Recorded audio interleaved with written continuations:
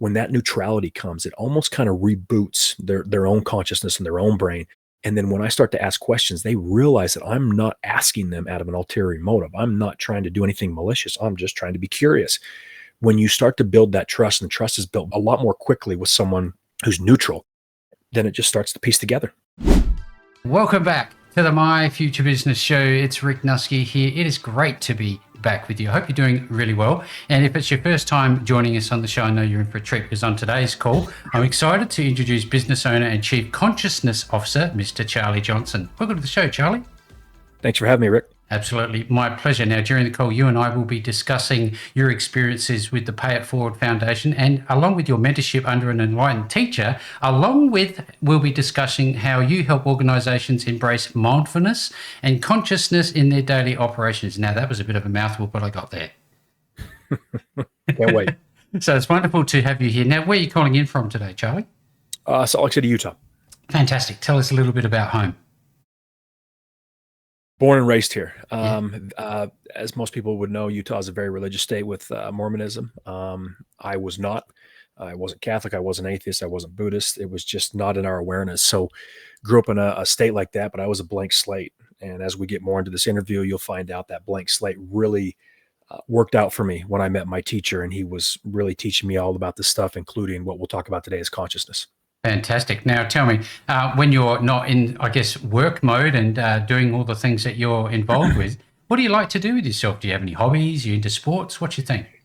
Yeah, I got back into soccer a couple of years ago, and both knees have already been had surgery on, and a fracture in the back of my one of my vertebrae from going through a wall. So I think I need to back off the soccer and just hang with the 14 and the 11-year-old, because we're helping coach the boys there and working with the club soccer there. So that's fun. You know what? That is actually an exciting thing to do as a parent, isn't it? Being there for your children and helping and coaching, and it actually gives you a bit of a learning curve yourself. Have you found that?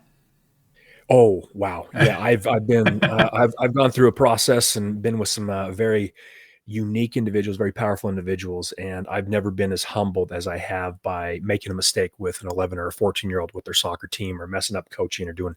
It's just incredible how they can bring you to your knees. You know what? We talk a little bit about your life prior to jumping into the core of the call, but one of those things is what you like to eat. And do you go out socially? Do you enjoy a meal? Do you do anything like that?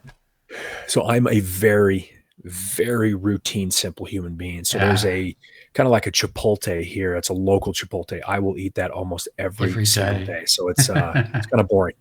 Oh, that's not boring. I can understand that. Sure, keep it simple, they say. But tell me, when we were growing up, we're talking about our kids. I look at my kids and I think they've got it so different nowadays. There wasn't nearly as much technology, at least when I was growing up. And the only rule we had when to be home on time was when the sun was going down and the light poles came on. Tell us a little bit about your childhood. Remember much? A little bit of the same. We had, when I was growing up, we had Nintendo. So we had Duck Hunt and Super Mario Brothers. Beautiful. Yep. We had nowhere near the technology the boys have nowadays. It is something that they could use and work on or play with 24 hours a day. You don't see a lot of the kids outside, but mom is incredible at making sure they take breaks, making sure they get out, making sure they got soccer practice, or just getting out with the dog, just because it's amazing what that technology does to our brains. Oh, absolutely. And, having that time away from computers and things like that, I think the other half is doing a wonderful job, because it does take a bit to break them away from it, doesn't it? Yes, it does. Yeah, and she's incredible at it. Now, tell us about your pets. You mentioned you've got a dog. What sort of dog do you have? He was around here a second ago. English Retriever. So a little kind of like one of those white golden retrievers. His name's Buddha. He's everything but a Buddha. I bet. A whirlwind on legs. Now, you talked a little bit about being involved with some pretty foundational people in your life. Tell me a little bit about inspirational people for you personally when you were growing up. Well, when I was a kid, I didn't do well around kids my age. So as soon as I got into that first business at 16, I got around adults and I felt really comfortable. But I had a CEO that saw something in me that I never saw. And that her caring and seeing that really built confidence in me. And it really built an understanding of triggering me finding out business. I had no college education. I was only 16, 17 years old, blue collar parents. I got into business with her, and they were already a little small business, and it just felt very comfortable. She allowed me to do a lot of things at 18, 19, 20 years old, started managing sales reps, started managing marketing, started doing trade shows. And she unexpectedly passed away at the age of 22. Wow. And that was a Saturday, and myself and my partner, who's a couple years older, took over on a Monday with 150 employees, wondering if their paychecks were still going to cash. So we were blissfully ignorant at the time. If we Mm. knew what was really about to happen, we probably would have said no, but we just took off, did all the trade shows, all the marketing, all the sales at 22 and 24, and we did quite well. But she was incredibly influential on me. And then another lady in the Pay It Forward Foundation. And then, of course, and we'll talk about it in a little bit, my Mm. teacher, very, very powerful, very enlightened individual. Yeah, we'll circle back to those when we jump into the core of the call. But tell me a little bit about what your day looks like. Do you get up early? Are you an early riser or? I used to be very disciplined. I used to get up early. I used to get things going. Now, sleep is so important Mm. because of the shift of consciousness on this planet. I'm a very open vessel. The shift going on the last couple of months it really taxes me. There's a lot of people on this planet who are very sensitive to every shift that's going on. The planet's moving around, the sun doing this, consciousness, energy, the chaos that's coming at us that we see on the news. So I get up around 6 or 7, do some emails, do some podcasts, work out, and then just go about my day. How important is that workout for you? Because clearly consciousness is affecting our energy center and has an impact on I guess, how we feel. How important is that daily exercise for you? It's quite important for me. I have not had the same intensity that I had 4 or 5 years ago, Mm. but it's still something I do. It's still something that I will get the blood flowing, get a run in, go play soccer, do something. Yep. It makes a massive difference. Absolutely. Do you find on those days where you'd rather just pull the sheets over your head and go back to sleep, do you have that discipline still? What do you say to yourself to get over that little hurdle in the morning, if it ever happens? It happens more than I would like to admit, and I think there's quite a few people out there that would if they were brutally honest and they didn't want to bring people down, they would say the same thing. Hands up. Yep. There's incredible amounts that humanity's never seen anything like this. And there's a lot of anxiety that kicks up as soon as my mind clicks on in the morning. Mm. And what I found is, for me personally, action. Doing something like this, connecting with you, getting a workout in, taking the dog on a walk, just some type of action. In a sense, it's a poor choice of words, but it's some type of distraction to get me rolling, get me into a better frame of mind so I can be better for interviews, for whatever I'm going to do that day. Yeah, because mindset, you hear people talk about it like it's a throwaway thing nowadays, yet so many people don't have a very good, I guess, grip on the conscious level versus the subconscious level. Do you explore that in the work that you're doing? Yeah. So I have gone to the ends of the earth to Mm. figure out everything that has to do with consciousness, with subconscious, with meditation, with all the stuff, all the energy healings, all the stuff that defies the laws of physics. Speaking of Buddha, he's right here. Bruce Lipton, Dispenza, Adi Ashanti, Ramana. I have really read, learned about, and studied from every aspect because I didn't want to pigeonhole myself. I didn't want to just be Catholic. I didn't want to just be Buddhist. I didn't want to be my teacher was really good at taking, like I told you earlier, that blank slate. And in a sense, you would think he would fill it in. He didn't fill it in. He had me learn the plethora of all of the religions, of all of the books, of all of the stories, to just allow me to have a conversation like this, but also to help me understand it's all the same. Still the It is same. literally all the same, walking up the same mountain to the same point. So why is there so much conflict? Why is there so much division? Which comes to what you just said, and I love that you said a level. Mm. There's different levels of consciousness on this planet, and one's not better than the other, but one is going to be more divided and more conflicted than the other. And that division and conflict is only based off of level of consciousness. To truly believe what I believe is right and the other person is wrong, that's a tough one. Mm. To believe a Republican is right and a Democrat's wrong and vice versa. Mm. How we can't see that both sides are saying the same thing, doing the same thing, hating each other the same way. And it just floors me. But We've, that was a you know, very big thing my teacher. We're all human beings. We've got 2 feet and a heartbeat. The only Yep. race that there is Yes. the human race. That's what I Yes. believe. Now, I'd Yes. love to talk about just briefly. You've had a lot of experience in business. I wonder what some of the key lessons have been in business for you, and how you're tying it into the work that you're doing today. Well, that's the thing. So I didn't have a business background until I went through that business for 15 years and then went into a couple other businesses. Mm, I didn't have a college education or a professor or some mentor who told me how it needed to be. mm, So that's a unique thing. So I kind of went about it and just looked around. I sat around executives a lot. I sat around the managers a lot. I listened to people, what I did and didn't like. I kind of just gauged everything around there. And because of, I didn't know at the time, knowing now because of the way my consciousness works and just the wide open space I just pieced all of it together. So if anything kind of felt out of place, I was okay being wrong. Again, I don't know why. That's just natural for me. I was okay asking questions. I was okay being the dumbest person in the room. And that really brought a lot of walls down for customer service or mid-level managers. Or when I got to the point where I was owning the company, no one felt like I was above them. And it created an amazing culture at that first business with 260 employees. Same thing with Pay It Forward. I had no nonprofit background, but I got involved with the book and the movie. And I just called the lady up, the lady behind the book and the movie, and said, I'm going to take it over. And she said, okay, you have any? I was like, no, I don't have any background, but I want to switch the board up. I want to do this. I want to bring people together. And again, because I didn't have a structure, just like with my teacher, I didn't have a religious structure. I didn't have an atheist. I didn't have something that needed to be pulled out of me in a sense. I was just this open space and I absorbed it. So I would read, I would look, I would watch videos. I'd see how other nonprofits did it. And I never had a problem with asking questions or feeling like I was ignorant mm. or acting in a sense ignorant. When someone said something simple and I didn't understand it, I wouldn't just say, oh yeah, uh-huh. I would be like, tell me what that means. And sometimes they'd look at me like, how the hell do you not know what that means? But I didn't. So I didn't have a problem with that. So Mm. when it comes to business and nonprofit, it all tied in with my teacher because I was just such a blank slate.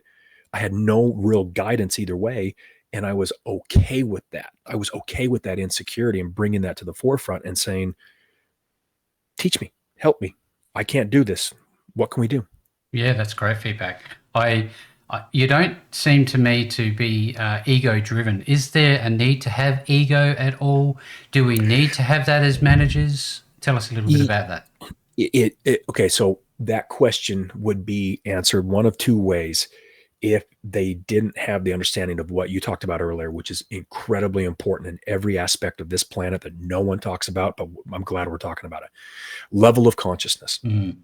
If the individual is still ego driven, it is better for them to be ego driven and authentic than for them to bullshit and say something they don't mean or to act in a kind way, but people know they're not kind. With the shift on this planet happening right now, people's bullshit meters is just at an all-time high. No, Oh, truly, I know. truly. I know. Like the Yeah. veil is thinning. Yep. Yep. And ego, we always in the spiritual path, and ego has gotten a bad rap. If I say, "Hey, Rick," you're still going to turn around and say, "What?" That we can't kill the ego. We can't destroy the ego. We're not trying to get rid of the ego. We're just trying to be aware of it. We're trying to understand it. We're trying to see where the pain points are, or maybe where we look at something out of fear and insecurity and we answer in a very reactive way. That part of the ego, we just need to be aware of it. Once we're aware of it, then good. Because there's a great teacher by the name of Ram Dass.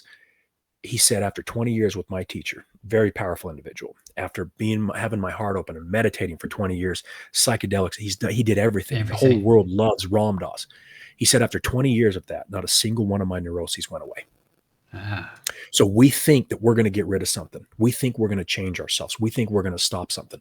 No, we just become aware of it and we handle it better. Because listen, I have 10 years with an individual that 99% of the people leave for the Himalayas. Mm. He can levitate. He can do everything. He can tell you what's going on in your body. He can see my thoughts. Just defies the laws of physics. I tried being, calm and All that. Yeah. just, it's all one. And But listen to the passion in my voice. This did not go away, and I tried very hard to make it go away because I thought it was a weakness. I thought I needed to get rid of my ego because that's the spiritual escapism. But no, I'm still aggressive. I still talk like this. I still swear. It never went away. And trust me, I did everything humanly possible on this face of this planet to rid myself of that. From hypnosis to meditation to psychedelics to past life regressions to the Akashic records to energy healings to meeting people who could do things 10,000 miles away. You could feel what they were doing. I'm still here. Yeah. I'm still here. And I think authenticity is going to be absolutely massive moving forward, because if you're an asshole and people know it and that's how you act things and they can deal with it, but they know they're getting something done, and everyone, it's better to be that way than to be an asshole and act like you're kind. Absolutely. It really is. People are really starting to pay attention to that. You know, I wonder if we can just break down, just to help the listener understand consciousness and whether or not they can self-test their level of consciousness and awareness, and just to explain the basis of it. So maybe that would be a good starting point to, do I need to understand that? Do I need to be intuitive? And what does it all mean? How do they practically make steps? So consciousness, a wise fish swimming through the ocean swims by two young fish and says, "Hey boys, how's the water?" The two fish look at each other and say, "What's water?" That's consciousness. You, me, all of your listeners listening to this right now, everything is consciousness. Everything physical and non-physical, of this world, out of this world, stars, planets, universe, all your thoughts, everything is we are swimming in it right now. That's the simplest way to put it. So we came from consciousness. We are consciousness. Knowledge is structured in consciousness, because you read a book, you watch a podcast, you watch a YouTube, someone teaches you, you think it all comes from the same source. You're that knowledge. So once you really start to understand that, you can really, it kind of takes your awareness and breaks it open. And whether people listening understand that or not, it's one of those things you can't unhear. And when you can't unhear it, it just naturally starts to open, because you're going to start asking different questions.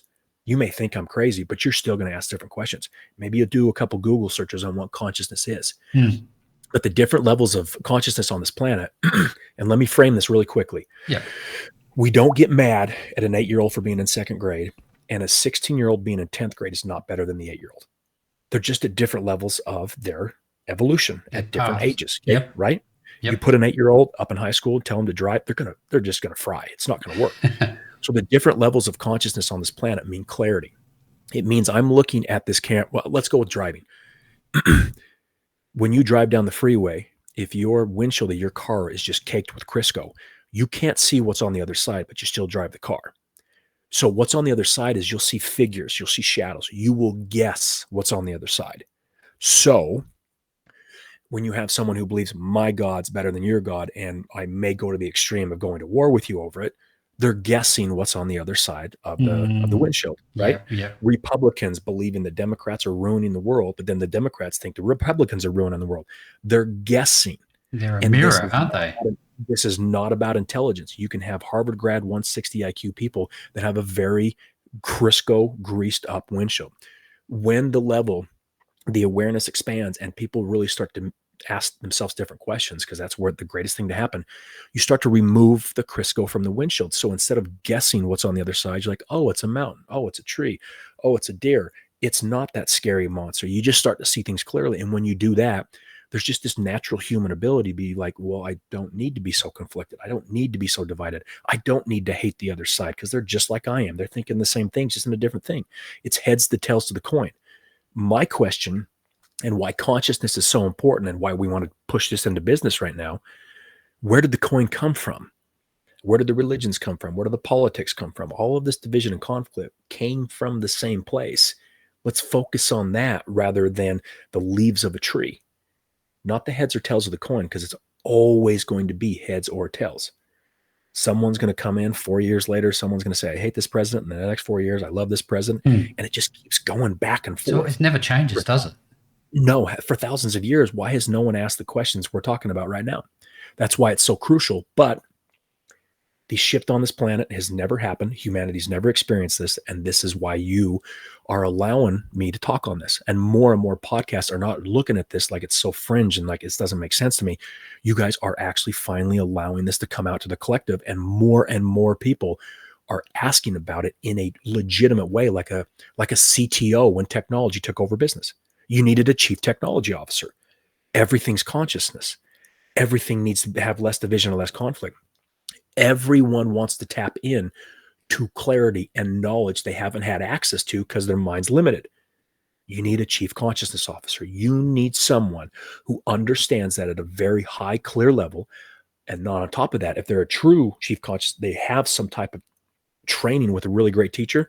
Their consciousness is so big and so powerful that when they walk in the room, they will naturally bring down the walls of everyone in the room, and they're going to have a meeting with less division and conflict. They're not going to be at each other's throats. They may listen to Sue or to Ed in the corner, who they never listened to for years. This consciousness thing is the most powerful thing on the planet. And I'm not talking about this from a spiritual way. This is a very tactical, mechanical thing, because everything is consciousness. Whether you're religious or spiritual, whether you're business or not, everything, whether you enjoy capitalism or you think it's the most evil thing on the planet, it all came from the same source. Yeah, fantastic. And business is not going away. So we've got to bring this in. We can't just crush it all down. I wonder, I want to come back to intuition, because my intuition is telling me to keep tapping at this, because I think that some days I'm going around my own business talking with some of the people that I'm working with, and I get this this, I guess, instinctual demand of myself to ask a certain question. Should people be trusting their intuition? Should they be honing it and trying to develop it? Does it play a part? Oh, absolutely. And really trying to hone that is, in a sense, listening to it more and testing it. You know, on small things, not a huge life-changing decision, but on small things. Okay, my gut tells me this. Let me see what happens. Let me see what the reaction is. Is it the right question? Did I get the right answer?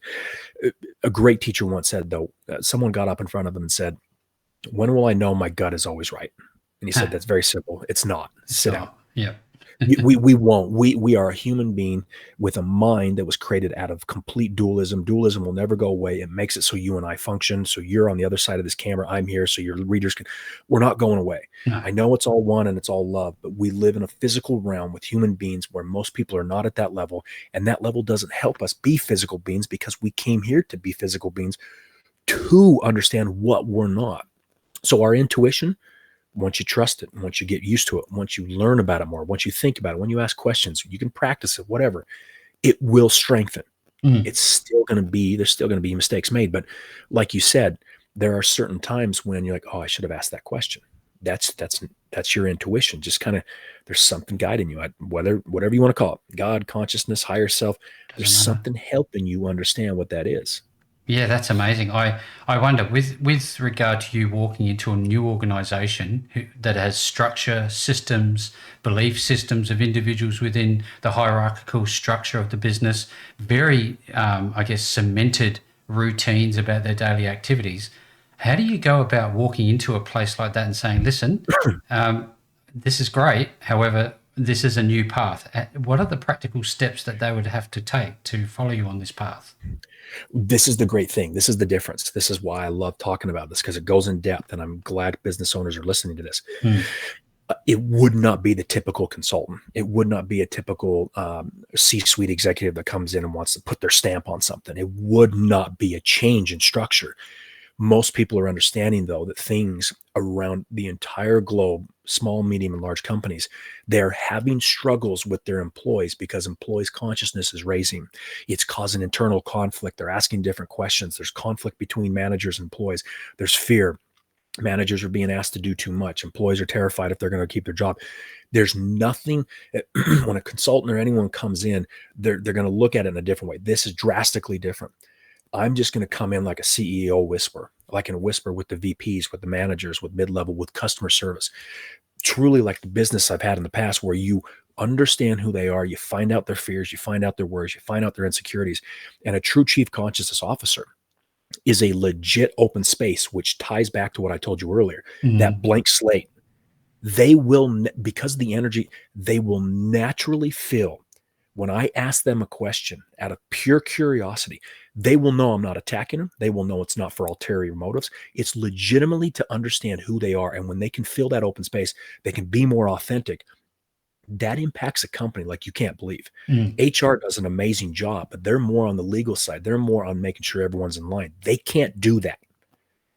Well, no one in the company can do that. You have got to have an incredibly neutral consciousness, which very few people have, just from the natural of not doing the training I had and growing. I just have this natural ability because I grew up without structure. I grew up without a lot of stuff being here. A true chief consciousness officer would be able to talk to a CEO, bring their walls down, show them a different way forward, ask different questions, and just start suggesting things in a way that would be completely up to them. It would be the same seat in a C-suite meeting where you're just walking in to, maybe there's 10 executives in there.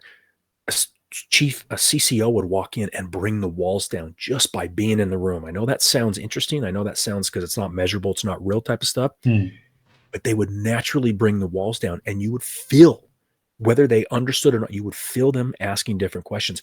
They wouldn't take an hour on one question where all 10 people ask the same question in a different angle with a different answer just to have their voice heard. A lot of meetings are a complete waste of time. No. A chief consciousness officer's at the water fountain talking to the customer service people and really bridging that gap, because employees, maybe they don't really trust the executives. The executives don't trust the employees.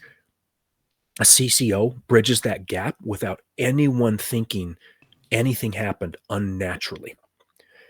All the C-suite, all the CEOs, all the people in the company would just start being more authentic. I've seen it time and time again with the organizations I'm already working with the local soccer club, and helping them get stuff done that they talk about for 5 years that we got done in a month. It just cuts through the bullshit. And you can't do that without neutrality. Yeah. If you are choosing a side, which is perfectly fine, you're alienating 50% of the options, the solutions, the ideas. Someone that you don't believe, someone you don't agree with and believe something different, they may have the answer, but you're immediately going to have a wall up that says, I don't trust them because of their beliefs. That happens all the time. And we're not even, we're like a fish in water. We just think we just think they're wrong. We don't understand our own bias and our own conditioning to believe we think they're wrong just because they don't believe what we believe, not because it's wrong, not because it's not right. Different perspective. Someone like this starts to ask different questions. It plants a seed. The universe always waters the seed. It's stuff they can't unhear. It's if there is real conflict, the simple example of a Republican and a Democrat, and telling them that both sides really believe the other one's crazy. That type of conversation that they can't unhear plants a seed. They may not agree with it. It's not going to change their political affiliation, but they start to think differently. It takes the edge off. They start to look at that person in a more compassionate way. And the CCO is not about meditation and mindfulness and spirituality. Most organizations, because of the spiritual escapism the last 20 years and how big meditation and yoga has become, they have wellness programs. Does it look like it's working? No. Look at this world. It's not working. World. Yeah. No, because it was inauthentic. A CEO did a wellness program because he was forced to by HR. HR did it to save a lawsuit. Or there are some people with their heart in the right place, but the employees didn't trust it because the employees didn't trust the executives. Then, oh, you're giving us meditation. What about my raise? Like, there's so many things in the business world because of the division and conflict and the inauthenticity and the fear that we created out of that same space that doesn't help. So a CCO doesn't come in and say, everything's going to be fixed by saying it's all one. Everything's going to be fixed by doing more meditation. Everything's going to be fixed by this other spiritual bullshit, which I'm not calling it that for a negative reason. I went through it. I did it. But a true CCO is about consciousness, tactical, mechanical clarity that helps everyone expand their clarity. So when they walk into a situation and they feel divided or conflicted and they want to lose their mind, they won't. Yeah. I have seen it time and time again. They won't. And I can't imagine in today's world a more important hire than a CCO right now. I really can't. Let's do some future pacing, Charley. Let's say it's 10 years down the path and CCOs are becoming more commonplace. That's your vision. Now, I wonder, what I guess you touched on HR being more of the legal perspective of the business, and when I'm as a CEO, I look at the business and I think, what is the unique value proposition? What's my payback on this? What are the tangible ways to measure such a position? Is there something? What I just said. Yeah, right. And Okay. it's not 10 years down the road. I No. think you're going to see someone's going to pull the trigger soon, Mm, especially with the help of you and a lot of these other podcasts and people, because I can feel it. mm, When you know as well, you talk about your intuition, you talk about your gut, I can feel it because all of a sudden, so many people went from, I don't want to do this. I don't know what you're talking about. Consciousness is spirit. Like everyone, oh, this is in business. This is tactical. Like I changed up the wording.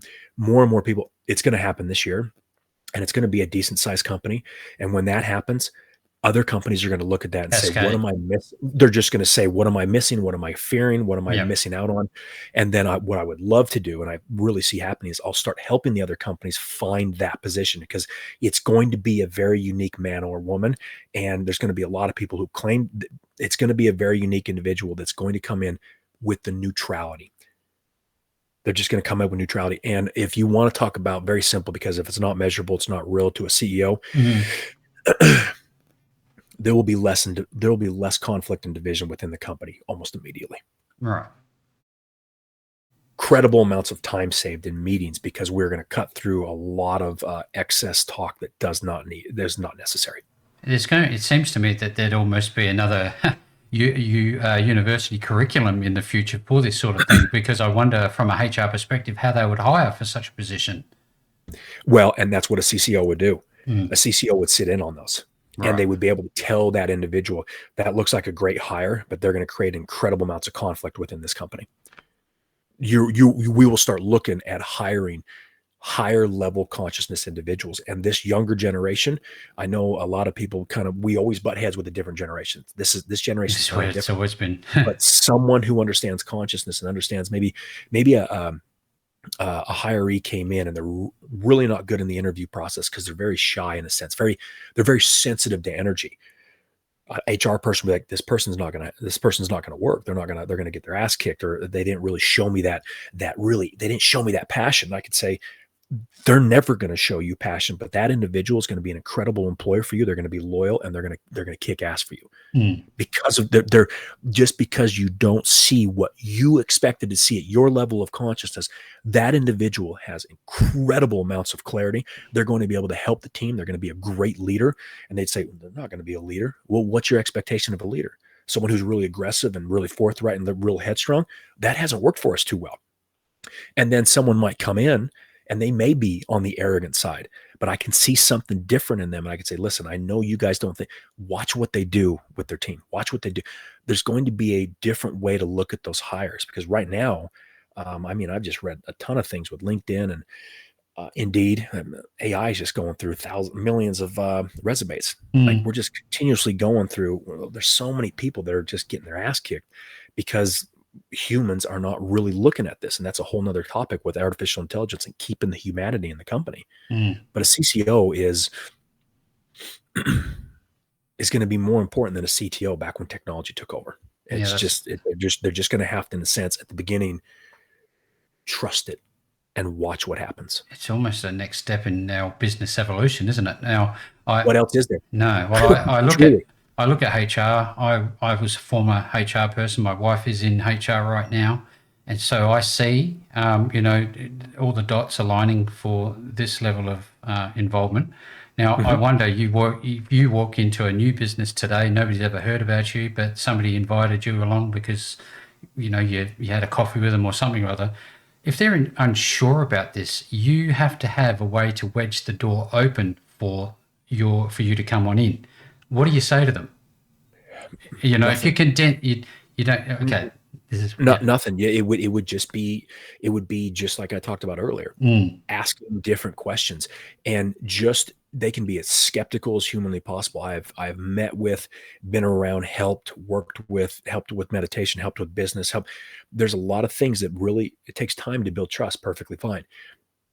With someone who has a consciousness that's really clear, that skeptical individual, when they spend time with a coffee, or you're starting to spend time with the C-suite executives, or they're really hammering, like, what are you doing here? What are you bringing to the table? They're not going to, the walls and the aggressiveness of their questions and their skepticism is naturally going to dissolve. That's all I can tell you. Yeah. It just naturally dissolves because I don't have a dog in the fight. And we either are against each other or we're for each other. When individuals come up to someone, very rarely, and there's no wall to lean against, in a sense, like, this person's against me, so I know how to work with them, or they're for me, so I know how to work with them. When that neutrality comes, it almost kind of reboots their own consciousness and their own brain. And then when I start to ask questions, they realize that I'm not asking them out of an ulterior motive. I'm not trying to do anything malicious. I'm just trying to be curious. When you start to build that trust, and trust is built very clearly, a lot more quickly with someone who's neutral, then it just starts to piece together. Yeah. And then I'll start asking questions where I'll say, well, where can I help? Yep. Where's the most division and conflict? Where do you guys think you need help? Is it in marketing? Is it in sales? Is customer service having an issue with each other? Is HR having trouble hiring? Where do you guys think you could utilize me? Because everything's consciousness. So let's see what we can do. I think this is a fascinating topic. I could ask you so many different questions, but as we get to the pointy end of the call, it's just amazing how time has flown through this call. I've really enjoyed it. Tell me a little bit about your book, author. You're the author of Truth Has No Sides. It basically sums up what we were just talking about. Yeah, absolutely. Yeah, I did everything. I have been around people who can levitate. I've been around people who can tell you if you've got cancer. I just all those things. Everything, and it defies the laws of physics. I've seen it firsthand. It's not magical. It's naturally what everyone can do. We've been conditioned to believe otherwise.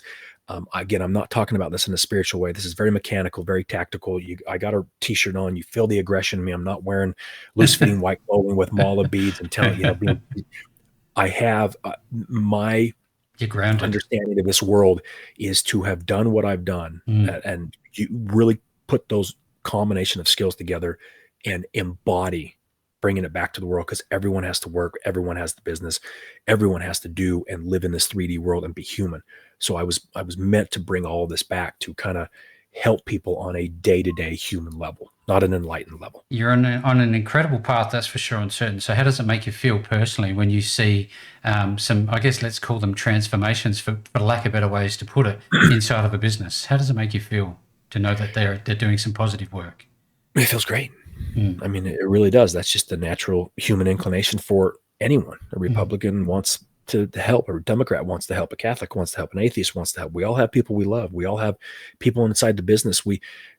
It feels good. It feels good to have something through this vessel be a part of change, something better. Something better. Well, look, if people want to reach out to you to learn more, to start working with you, as it were, how are they going to find you? Where's the best place to go? I love LinkedIn. So I've got a link that I'll send you. It's a very small link that we can put in the description of the video. They can email me at Charley, CharleyPIF, polyglufrank@gmail.com, or I'll even give you my cell phone, 801-633-6033. You can email me, you can text me, you can check me on LinkedIn. I want to start talking about this more, working with companies, individuals, organizations, because this seems, as even you said, this is the next natural step for business. I mean, what other hire do they need? Yeah, it's all consciousness. The shift on this planet that's causing all the chaos is consciousness. They need someone who understands this at a very high, deep level, and that's next hire. It has to be. Fantastic feedback. Well, look, if you're on today's call listening in and you've enjoyed what you've heard and you want to learn more, because there's certainly a lot to take in here. It's the first step in this journey towards more enlightened business. I'll be providing all the links back to Charley and all of his wonderful work and content. You can, again, find him via the email, on LinkedIn, and all of those types of things. Again, it's just one click of a button below this post. No matter where you see this call, you'll find those links. And with that all being said, Charley, great call. Thank you so very much for joining me on the show today. Thank you, Rick. Thanks for helping us out get this out.